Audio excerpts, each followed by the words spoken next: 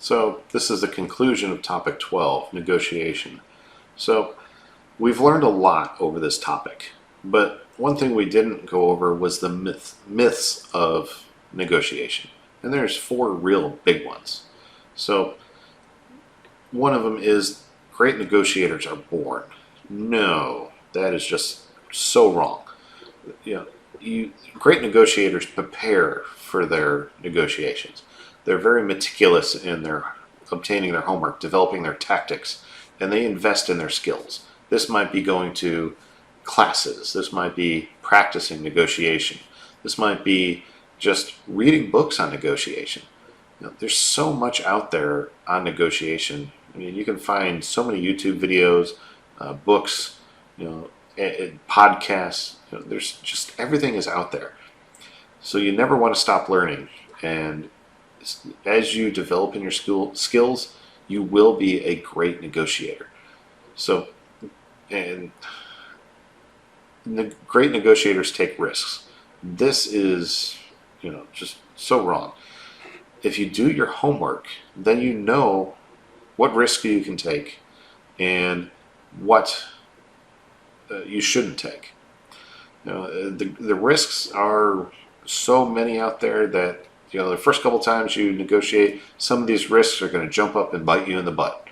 But having doing your homework and the experience, you're going to be less hindered by the risks of negotiation. So, great negotiators relying on their intuition? No. By doing your homework, you know what decisions you need to make. You're prepared. It's not a gut feeling.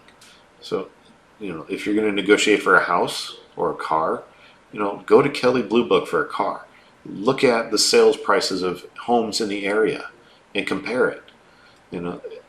For the house, you can go in with so much information that you won't overpay. And you can do the same things with products that you're sourcing from vendors or your other suppliers. See what the market is out there. A lot of websites will give you this information. You just need to spend some time looking and then do your negotiation plan. Well, if you do all that, you're going to be more prepared probably than the other guy. So, because they might think, oh, well, I'm just going to fly by the seat of my pants. No. If you're ready and you're confident that you've done your homework, you're going to be in the best position. And another myth is experience is a great teacher. Experience from learning from your mistakes is probably the best thing. So analyze how you negotiated. Record your phone calls for your own use. You might want to look into the laws to see what the recordings, if it's legal to record the conversation. But if you're using it for your own private use, you might be able to get away with it. But listen to how you negotiate. What could you have done better? What went really well?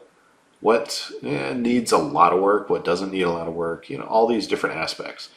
Should you have asked for something that the other person might have hinted at that you didn't pick up on? Or how they said something. Hindsight is 20/20. Everybody's going to identify things after the fact.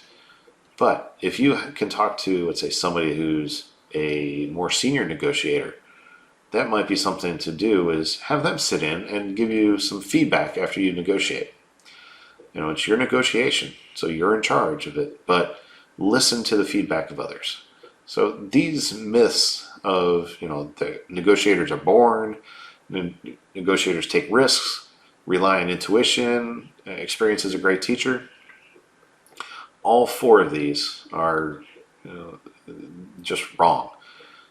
But if you actually take the time to develop yourself, you're gonna surpass anything you might have dreamed in your wildest dreams.